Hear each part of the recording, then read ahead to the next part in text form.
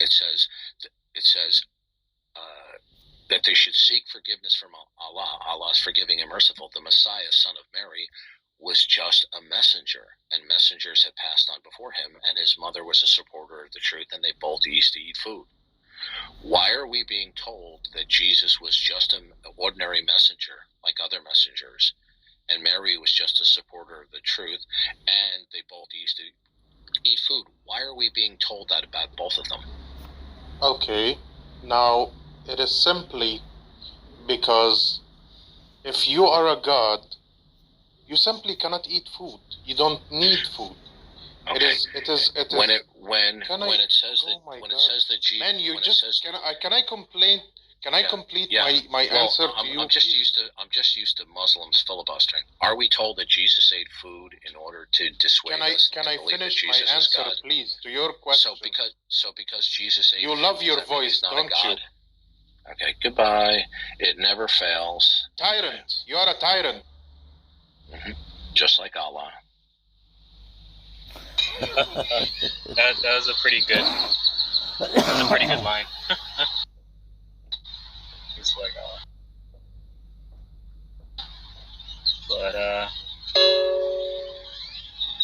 But yeah, I mean, sometimes what they do is, it's projection, right? So, no, they just go into monologuing and bickering.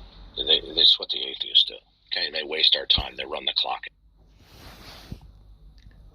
Yeah, that's fair. So, do you think that this is a fair question, Darth? It says, does atheism lead to arrogance and immorality, or do you think it's too leading, or what are your thoughts?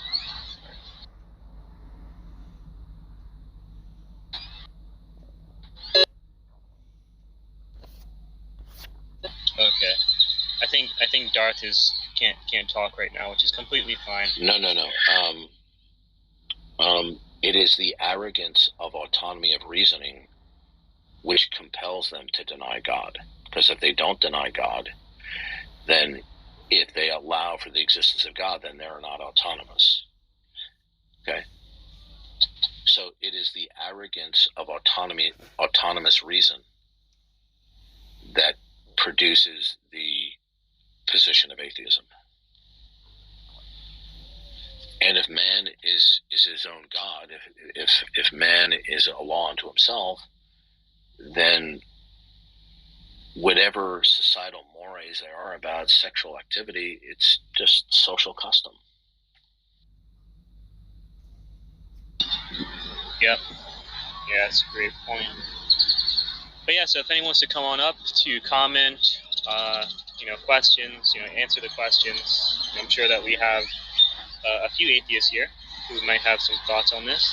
And sorry, I'm outside. It's a bit of a noise. But yeah, I mean, I just don't understand how atheists can walk about proclaiming that morality is subjective. Like subjective meaning that it is dependent upon your mind or dependent upon my mind. It's pretty much like saying that morality is just an opinion. Like, oh, you have an opinion, and that is what ought to be done. Attempting to replace God with yourself, it is just, it's pretty, it's pretty preposterous or inconceivable. So, and one can see how that can be extremely disastrous, right, for your life, for my life, for the well-being of society.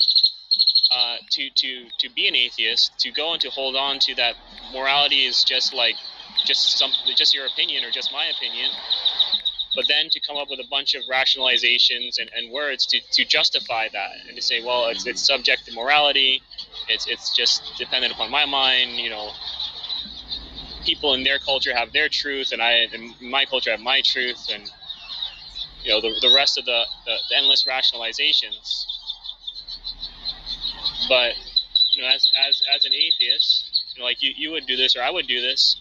Well, I'm not an atheist, but if I were an atheist, I would do this because I want to justify my darkness. I want to justify the evil deeds that I'm doing, and then instead of saying that these deeds are evil, I'll just say that morality is subjective. You know, it's all just a product of the mind, and you know that is definitely, you know, extremely dangerous. So yeah, so if you guys have questions, comments, you can also type in text chat. You know, I can also respond there. If you want to come on up, be glad to chat with whoever. You know, everyone is welcome. And yeah, definitely leave atheism. I was in a room earlier, and in this room, they were talking about how they were trying to implant a. They're trying to implant a woman. What was it? A woman's uterus, right? They're trying to implant a woman's uterus into a biological male's body, but they're saying, "Oh, it's a trans woman, and please don't misgender her." By her, they're referring to the biological man, and like that, you know, that's the terrible thing, right? The terrible crime, the terrible thing is to state a biological fact, right? How dare you? How dare anyone say the truth, right? Speak a scientific fact. You know, it's going to get pretty confusing for the doctors, you know, when they're trying to refer to XY chromosomes, which are biological males, and XX chromosomes, which are biological females, and trying to do this implantation.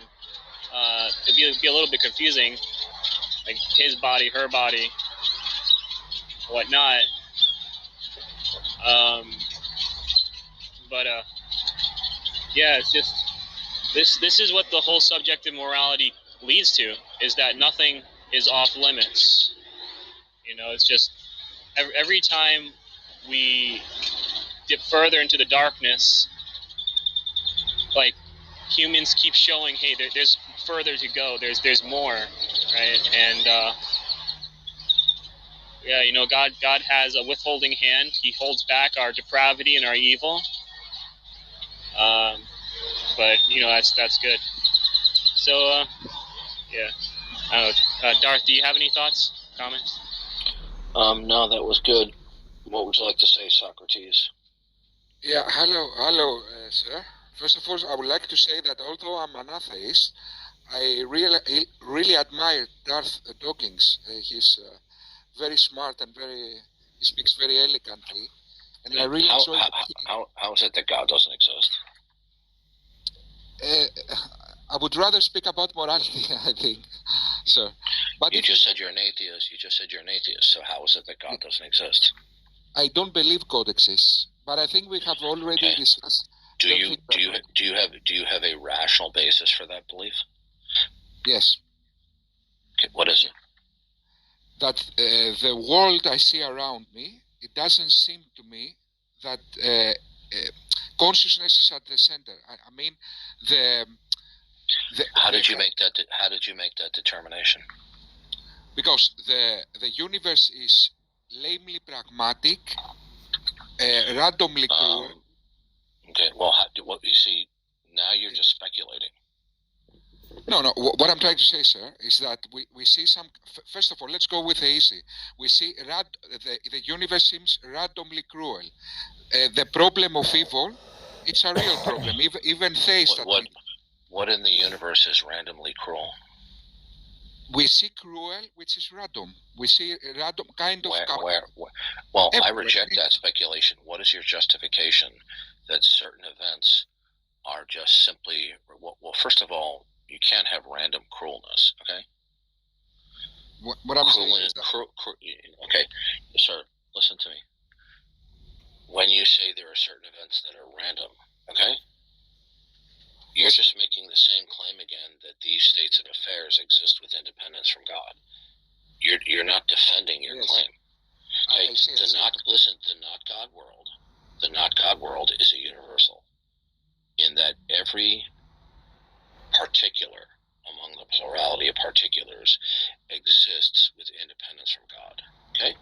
So when you say certain states of affairs are random, rather than they are the product of the mind, control, and plan of God, you're just restating the same case, but you're not giving me a rationale how that's true. Yes, I understood this point, which is obviously valid. What I'm trying to say is that if we, okay, obviously there can be an argument that in an absolute sense it might not be random. Okay. There must I'm going to stop you. I want you to give me a rationale for how it is that all facts and states of affairs exist indeed with independence from God. How did you make that determination? Yes. I first of all, I don't know so. I believe so because what I've seen I didn't ask you if you knew. I asked you, what is your rational justification for your belief that all facts and states of affairs exist with independence from an eternal mind that we call God? How did you make that determination? Yes, I make this determination.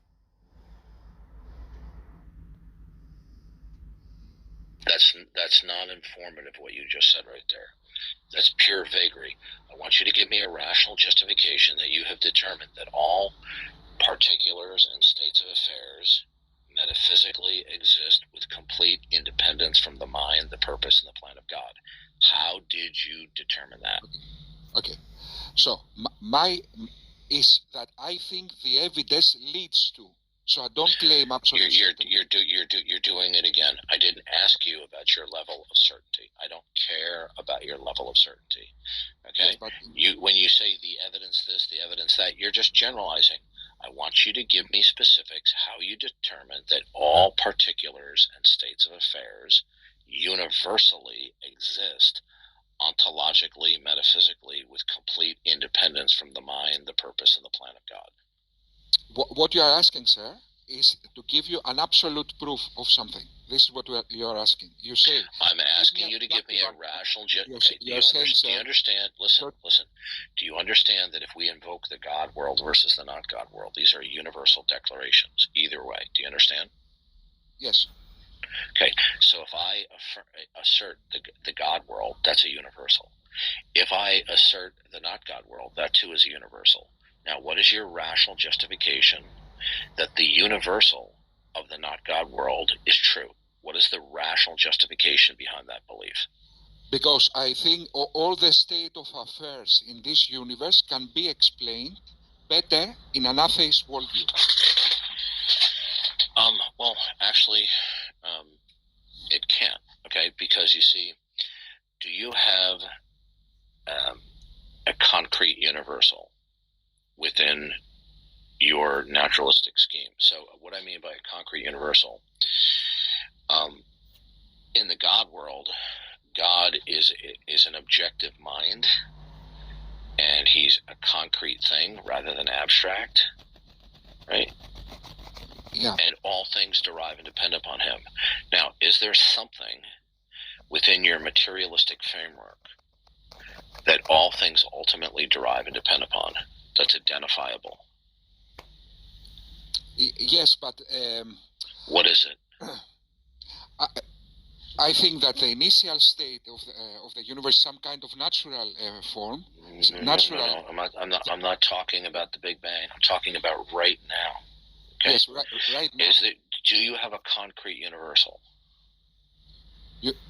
Yes, but we cannot call it universal like a mind. No. Okay. Listen to me. A concrete universal need not entail consciousness. Okay. Concrete universal means what it simply means is it unifies all the particulars universally. Okay. Yes. And that it's not a abstract unifying. Okay. There's a concrete unification of all the particulars. So in God we have a concrete universal. Now, since you don't believe that, when you say that naturalism is a better explanation, okay, does your naturalism, when you claim it has a better explanation, do you have a concrete universal in mind as a part of your naturalism? It's not a direct answer as simple as God. God is a simpler. I see what you mean, sir. So listen to me. I'm asking you a question. Do you have a concrete universal that is a part? Okay. No, here's the problem. Yeah. Now that what you claim is a better explanation is just simply a plethora, a myriad of unconnected and related particulars, that there is nothing fundamentally that imposes the unity among the diversity of things. Oh, So it turns out naturalism without a concrete universal doesn't explain anything. yeah. I see the argument. So your claim that naturalism is a better explanation turns out to be false upon examination. You don't have a concrete universal, do you? Yes, I don't have, which is in. So do you believe that what is fundamental is matter, energy, the causal principle, and the regularity of nature? Do you believe that those are your fundamental parameters in naturalism? Yes. Matter, energy, the same. Okay. So is there anything absolute that imposes any unity among the diversity of things? Is there any concrete universal or absolute? Okay, so what I'm trying to say is that what is the name? I forgot now the name. Do you have a concrete universal? No, I have. No, I haven't got in the sense like. Okay, so there's nothing. So there's nothing that unifies concretely the particulars within your frame of naturalism. Nothing. No, yes, but that doesn't mean that. Okay, hold on. Listen carefully. In order to understand the failure of your system, okay, you have to understand it juxtaposed to the Christian worldview. When God creates an array of particulars, he imposes the regularity and the unity among the diversity of things. That's why there are trees and cats, okay? Yeah. Now, when you disbelieve that, okay, is there something that is absolute and a concrete universal that imposes the actuality that there is unity among the diversity of particulars, other than just the fact that you believe it's there? Yeah. What is it that imposes the unity among diversity? Okay, so I believe that this kind of unity only exists in our particular universe. In other words, so that you're not focusing. You're not focusing. Yes. What is it that institutes and secures? No, you're not understanding. Okay. Now, when you say natural law, are you appealing to? So you're not appealing to a singular concrete. Yeah, exactly. Universal. Yeah. Okay, so what you're appealing to is a plurality of things that allegedly impose unity. Where'd you get that from? Yes. Yes. How did you discover that that's true? Because okay, so because there are some natural laws. Do you have evidence that the laws of nature are absolute and eternal, and are not derivative? No. Okay, well then you just failed. Okay. Yes. So if you can't, listen. Do you know what I mean by derivative? Okay. Yes, of course. Okay. Either the laws of nature, either they're absolute and eternal in and of themselves and have no beginning, they're non-dependent and non-derivative, or they are dependent and derivative. So which is it? So I believe that. So I need to make a distinction between there must be an initial essence that is obviously. No, you're not. You see, every time I talk with you, you do the same thing over and over again. You do not focus on the question that I ask you. You respond by going down a semi-related rabbit trail. Okay. Now, are the laws of nature absolute, invariant, eternal, without beginning, non-derivational, and non-dependent? Yes, there must be some absolute law. No, I didn't ask you that. See, there you go again. You're not focusing. Okay.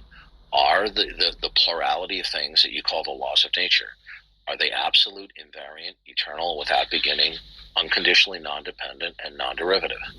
There must be. Yes, I will say yes to that. No, sir. Yes. Are the laws of nature eternal and absolute in and of themselves? Yes, but I need to make So the answer is yes. So the answer is yes. Yes, I will say yes. How are you able to determine that anything is eternal? Everything is eternal because eternal. No. How were you able to determine that something is eternal?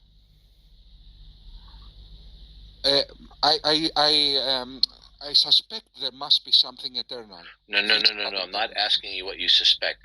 Do you have a rational justification Yes. In that fact, I there have is something? What's the rational justification that the laws of nature are eternal? Okay, so I have a rational justification because the philosophical nothing never existed. So we have something Okay, now. stop right there. How do you know that? Because we have something now. So what? So what?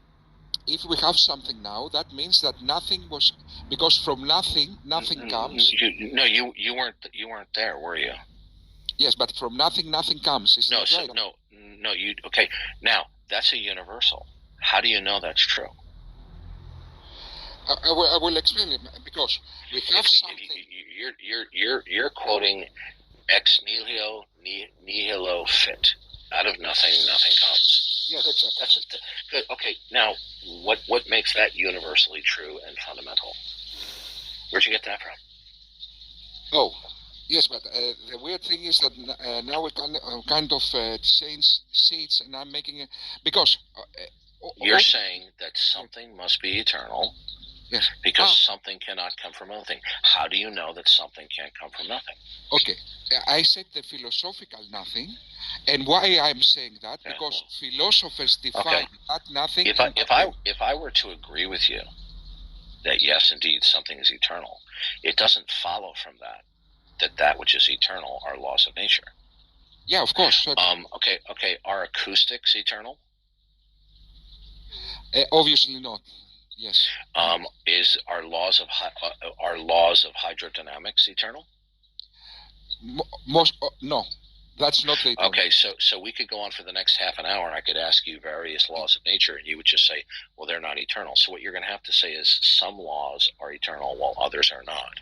Okay, now how do you know that whatever fundamental laws that you do believe in, how do you know that they are self-contained without being derivational? How do you know that? I don't know that, but scientists are looking for a theory of everything. No. I don't care what other people are looking for. Okay.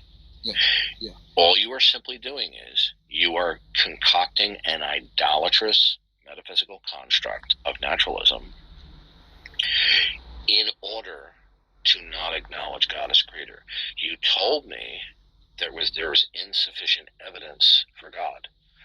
What is the evidence that laws of nature are eternal? What's the evidence for that? Yes, the evidence for that is that if we assume cosmological probabilities. No. We're not assuming anything.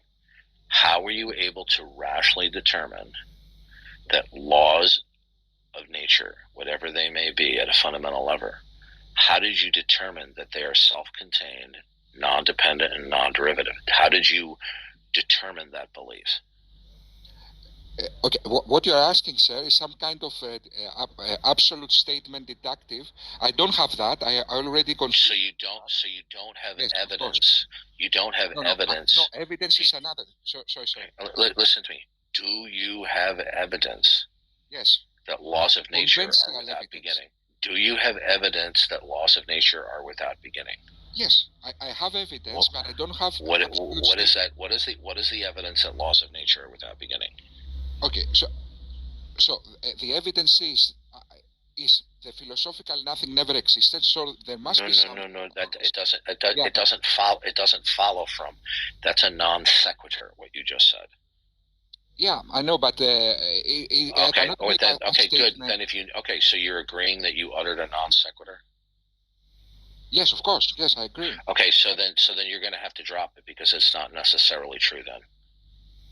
Yeah, but my issue is that I cannot express what that means. No, sir. Yes. When you say something cannot come from nothing, what if that something's God? But you haven't ruled God out. Of course, yes. But you have ruled God out because you've adopted naturalism. But you are adopting naturalism in violation of your criterion of belief. Do you have evidence that laws of nature are eternal? Yes, I can attempt to give the evidence, but I need. What is What is the evidence that laws of nature are eternal? Okay, one of the evidence is that we have something, so there must be something internal, and in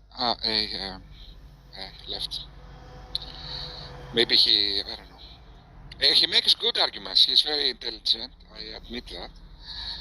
Yes. Yeah, but there was a lot of interrupting going on, which I didn't like. Yes. He's got a specific. Yeah, that's because he keeps on repeating the same non sequitur over and over again. Okay? Can I talk to Socrates for a moment? Okay, so Socrates. Without interrupting, or okay. would that be Socrates? Okay. Yeah. Even if I concede to you that something can't come from nothing, it doesn't necessarily follow that laws of nature are that something. Of course, but now my good. next. Okay, good. Okay, so do you have any other evidence to support that laws of nature are without beginning? Yes. Okay. So what is it? Because consciousness, in my estimation, cannot be the initial reality. Based upon what? Because consciousness must be supported by some kind of essence. Because the same way a universe cannot come from nothing, the same way consciousness cannot be supported by nothing. The issue even Lawrence Krauss said the universe came from nothing. Yeah, but so not the philosophical. Okay, but you see, nobody says God has no essence. That would be incoherent. Okay. Yes. Okay. Listen to me. The fact that you do not believe that what is fundamental and the concrete universal is a consciousness, it doesn't follow from that it isn't. Do you have evidence that the only thing that can be eternal, that is the source of all possibility, is non-consciousness? Do you have evidence for that? Yeah, but what is it? What is it? What is the evidence? If I may, sir. What is the evidence? There is a distinction here, sir, because what is the evidence? I can give you, but I'll let him elaborate. Okay. But what you are expecting? Okay. Are you familiar with Socrates? I'm listening to him for the first time. I am familiar with him. I've dealt with him on at least a dozen or so occasions. Now we're in the okay, listen to me carefully. Let's Don't not give go me into the okay, goodbye. All right, you're gone.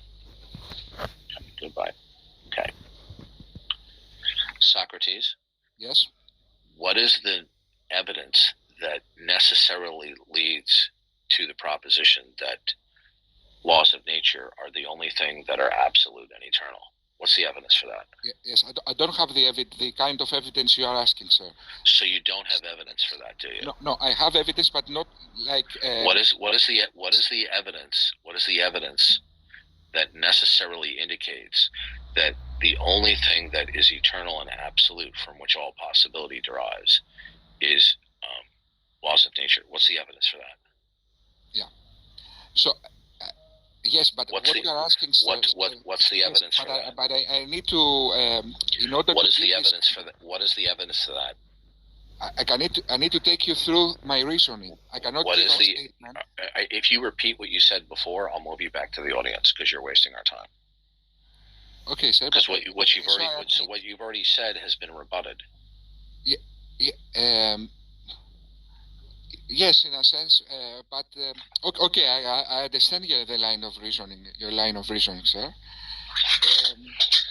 Okay. Don't repeat what you said before because I rebutted it and you didn't offer a counter rebuttal. Yes, but my counter rebuttal is that the distinction between theist and atheist is that a theist can say God did it, but an atheist needs to make a more complex reason. Okay. Do you have evidence that laws of nature are without beginning? Yes, my evidence is that. So my first. So if I make my argument, my premise one will be that the philosophical nothing never existed. Therefore, okay, we've already. Okay, why are you repeating yourself when I told you not to repeat yourself? Because I told you I can grant that, but that does not necessarily lead you that the thing that is eternal and absolute is laws of nature. So you're repeating yourself. Okay, I asked you not to do that. Okay, we're skipping that. So your evidence for laws of nature being absolute are? Yes, so my premise too will be that now that we know that something always existed, my reasons to believe that this something is not consciousness is that consciousness implies complicated structure that supports consciousness. No, it doesn't. Yes, but why though? That's completely irrational. You're confusing the complexity of ideas versus the complexity of the ontological makeup of something. Yeah, but it doesn't follow. That's a non sequitur. Okay. Yes. Yeah. Yes, so, no, I understand. So that's another fail. Okay. Do you realize that? Yes. In an ontological sense, you are right, sir. So good. Okay. So good. So far you have nothing, right? Yeah, but my argument will be... Okay, so you just admitted that the two lines of reasoning that you gave did not actually defend your position. Did you just agree to that? Not directly. Okay. So you just admitted that those two lines of reasoning are not evidence. Yeah, so far. But okay, good. Okay. So you just wasted our time in presenting what was evidence for the eternality of a laws of nature, and you've just admitted that they're not evidence. Okay. So, good. So do you have any other evidence that matter and energy or laws of nature are eternal? Do you have anything else? Yes. The only thing I would attempt to do is compare cosmological probabilities in a sense that... No, sir. This is a category error, okay? When it comes to a worldview and what is fundamental to that worldview, it's not under probabilistic consideration, okay? Yes. Probabilistic consideration would be within a system that is undergirded by an absolute or an ultimate. So this is a category error.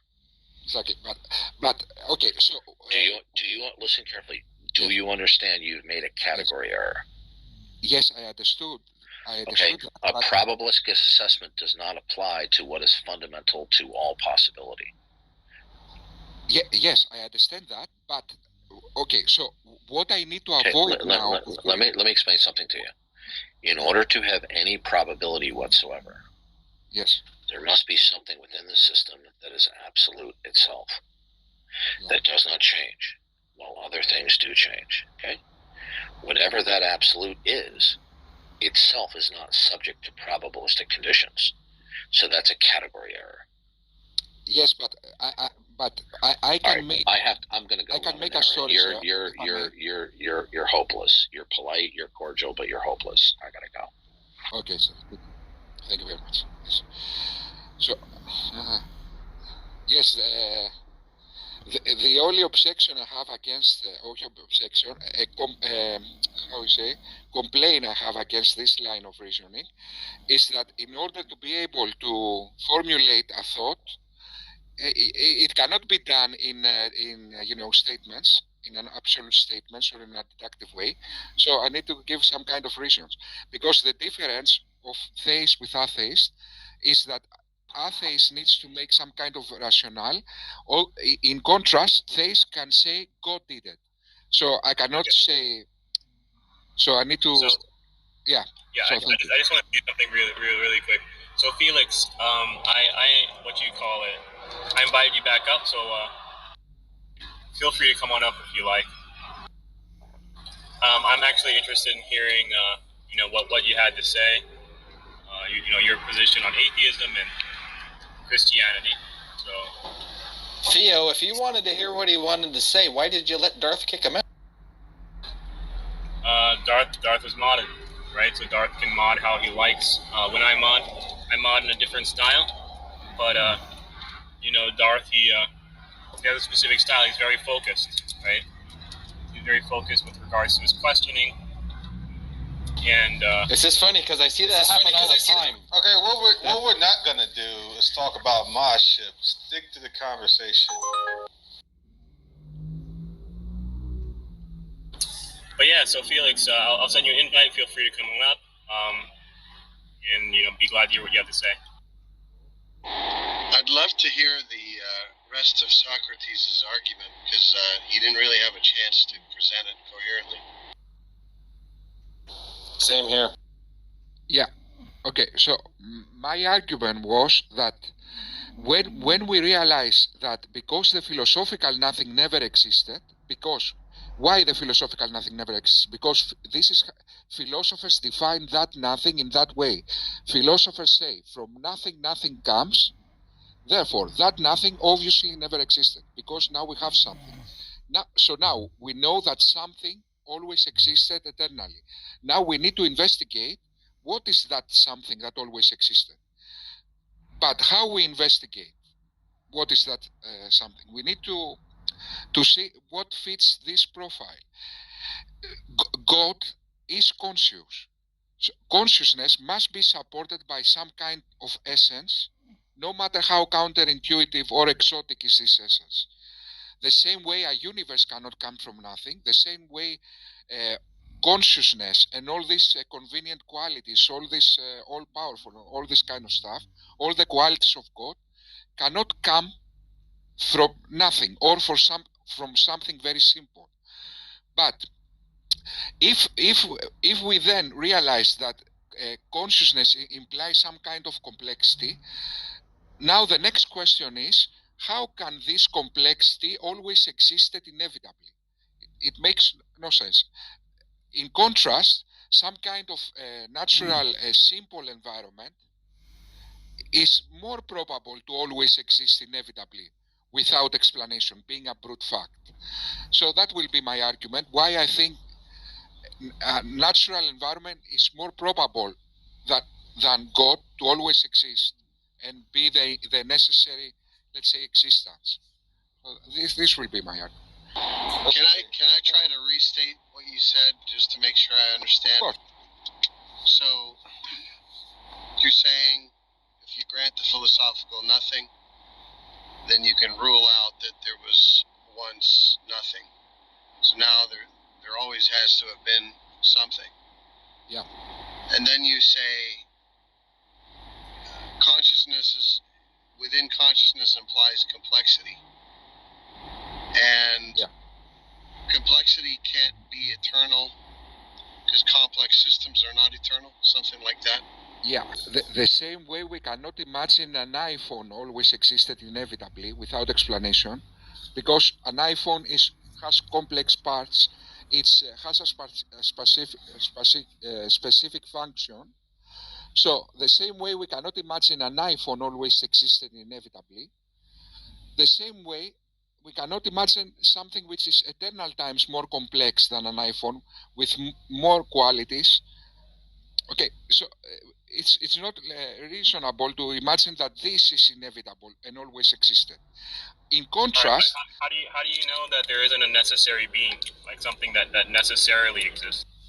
Not have been any other way. Could God have had been any other way? No, you couldn't have. I don't think you're really addressing what I'm saying. To say that this world or that world is more probable than that, then if this world or that world is more probable, you're still implicitly presupposing something undergirding that is static. Yeah. Okay, so when we're talking about God is not subject to something that is probable. God is either is or is not. God is not subject to possibility or probability. Either God exists or he doesn't.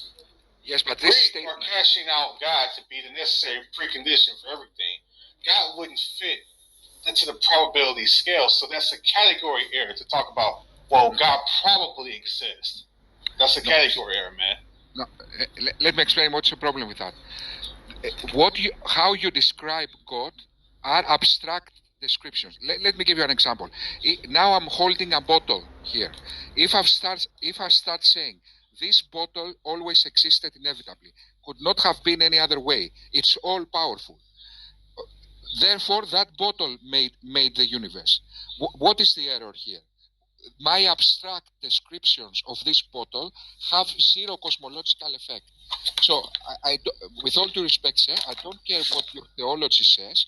What you actually need to do is investigate the cosmological probability, God being probable to be this essence. Bottles are derivative entities. Bottles are created things. Okay, and if you want to try to do this issue of like trying to give all these properties that would be extended to God type of a thing, you're doing the same thing that this atheist did when they were talking to William Lane Craig. This atheist said, imagine that you have a very powerful computer that is functionally like God. And William Lane Craig was like, well, computers are created. No, he said, well, not this computer. This computer isn't created. And it was like, well, that's just absurd. He's like, well, not for this computer. So what he was doing was taking the fundamental properties of a computer and trying to change them into something that is akin to God. This computer is all powerful, uncreated. So what he was really doing was taking something that's of a computer, robbing it of its essential properties, and calling it something else. He was really talking about God. What he was calling the computer was really God. Once you rob it of its essential properties and put a different label on it.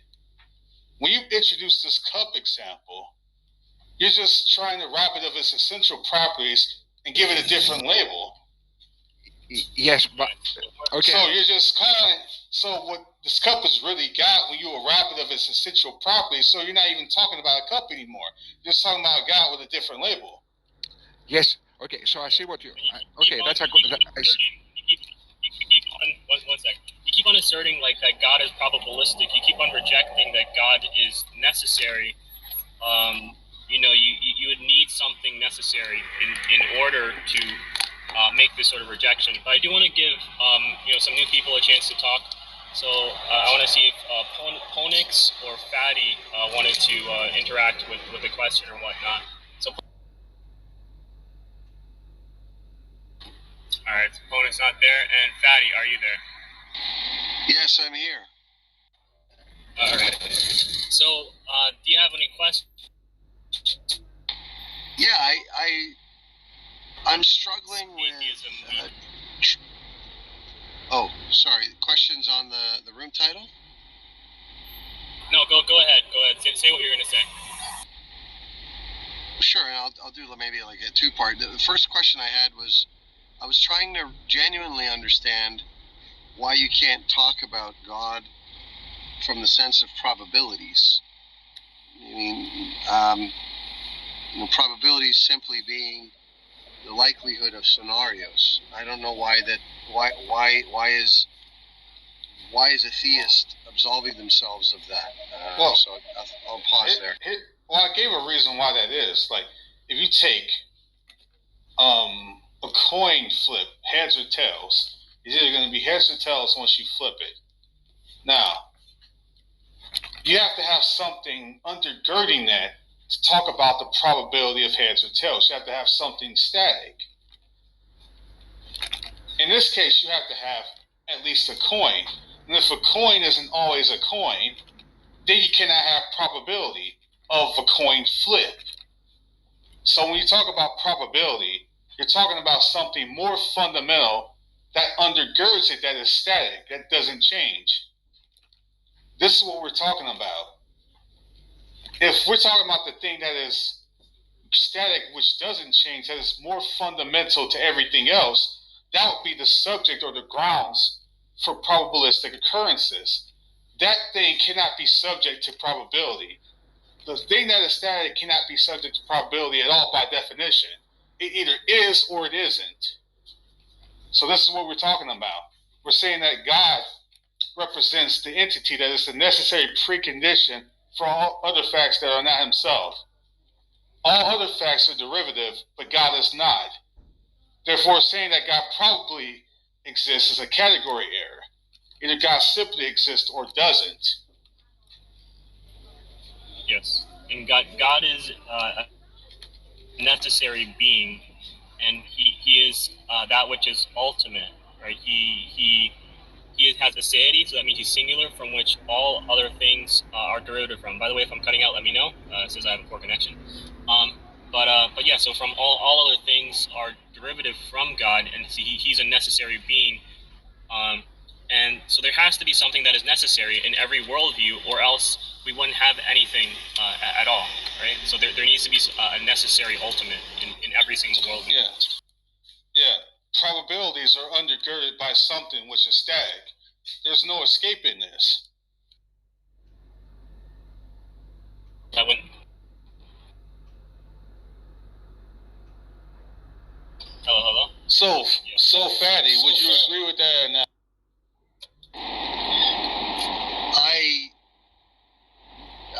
I honestly don't understand the argument, and I'm not saying I don't understand it because you haven't described it. I just have to process it a little bit more. Sure, that's fine. But I appreciate the explanation. Yeah, I'll just walk you through it a little bit more slowly. Again, if a coin was not always a coin, if a coin turned into a flock of birds, you couldn't talk about the probability of a coin flip because it wouldn't be a coin anymore. I'm just giving you an analogy to illustrate the point about the necessity of something static to talk about probability. Yeah, I guess where I'm stuck is I'm looking at probability from the point of view of the observer. You seem to be looking at probability as an external thing outside the point of view of the observer, because I think the relative nature matters. So, like, if I'm a person and I've got a set of ideas, facts, and evidence that I measure, I could just create a scale, right? And I can go, well, I know that it's hard for me to prove an absolute. So then the next best thing rationally seems to be a probability, right? Yeah. What I'm really asking you is, are all conceivable entities subject to probability, including God himself? That's an interesting question. Okay, now that clicked for me. Are all conceivable things... I suppose at some point it becomes irrational. Like, could there be a pink version of me right this second? I don't. I suppose you'd have to say that, maybe. If all things were subject to probability, sir, then everything will be probabilistic in an infinite regress. Okay. That I can understand. This idea of saying that everything could be probable at some point doesn't make sense. That I can understand. And this is what we're saying. You gotta have something that is not subject to probability, something that is of a necessary essence, that simply is or isn't. And this is what we're saying about God. You can't put God in the rest of the categories of derivative entities or probabilistic entities, because if everything is probabilistic, then there could be nothing that's necessary. But if there's not at least one thing that's necessary, then you couldn't have anything else either. You couldn't have secondary states without at least one thing that's of a primary state. And that primary thing would not, by logical necessity, be subject to probability. That's all I'm saying. Yeah. Thank you. That was really cool. I appreciate that. Now, I do have a comment on the title of the room. It's This is bad. Does English predate the Greek language? Well, waiting for an answer. No, it doesn't. I Unmute was yourself, on mute. brother. Somebody muted me. No, it doesn't. Thank you. So you can't use that as a talking point. Right. No, we're using it as translations. If you're going to say that this is a translation, Jesus is a translation from the true name. No, it's a transliteration. Do you know the difference between a Well, why in the world would you call your Savior a Man, this is Because we're talking about the same person, regardless of the pronunciation of the word. stuff. We're still talking about the same person. If I talk to a Chinese, this is real basic logic here, real simple. If I go to a Chinese-speaking country, right, and I ask them, who is Jesus Christ? Have you ever heard of him? And they say everything to me, but in their own native tongue. And everything that they're saying describes exactly as who we're seeing in the Bible and exactly who we Christians here in the United States believe in. But the only difference is they pronounce his name in a different way. Are they still talking about the same person? Yes, they are. But its only difference is that they're pronouncing his name in a different way. That's it. It's real simple, real basic. And it's the same thing with every other language on the earth. Go to Germany. You describe who Christ is in English or in their native tongue. They'll say, yes, we believe in that guy. Say it in Africa, in an African language. Yes, we believe in that guy. Say it in Albanian. Yes, we believe in that guy. Yes, but we say his name this way. We say his name that way. See, so it's the same person, except it's just different pronunciations. That's all that it is. So the issue then becomes: are the principal character attributes and dynamics of who Christ is affected because, like you said, in the African language, somebody says Jesus Christos, or in this language they say Isa, or in this language they say, however it's pronounced in the tongue. He still, if you look at Revelation 4, he's the God of every nation and tongue. He knows what we're saying. He knows the hearts of every. The question is, who are you talking about? Yeah. Who are you referencing? What God are you surrendering your heart to? This is where I want to push us to. Because we could talk about this for the rest of our lives. He never agree. But the real, why don't you believe in Jesus as Lord? Where's he going? Quoting the scripture, us who are Christians, that we're not doing Christianity right, but you're not even a Christian. And I'm saying, so why aren't you a Christian? Since you're going to help us with being proper Christians, then why aren't you a Christian? Yeah, but he didn't want to listen. Well, I had to say, good job, fellas. We did better this time. Where did he go? Where did he go, guys? I think it's similar to when Jesus said, "Let who's without sin cast the first stone," and they walked away in shame. I can't help but wonder that he just left because he didn't have any. Well, you know what Proverbs 28:1 says. It says, the wicked flee where no man pursueth, but the righteous are bold as lions. So I think individuals like this, they are so bent on receiving the praises of men, and it's manifested in different ways. One of the ways that it's manifested is when they try to correct people over some of the dumbest things, such as this pronunciation or sacred name nonsense. You can't say Lord because that's you can't say Jesus because that's a pig god or horse god or something like that. All this stupid nonsense that comes from these cults. But what's interesting is that it was interesting is earlier, this is before you came in, Beckel, he stated that he was King James only.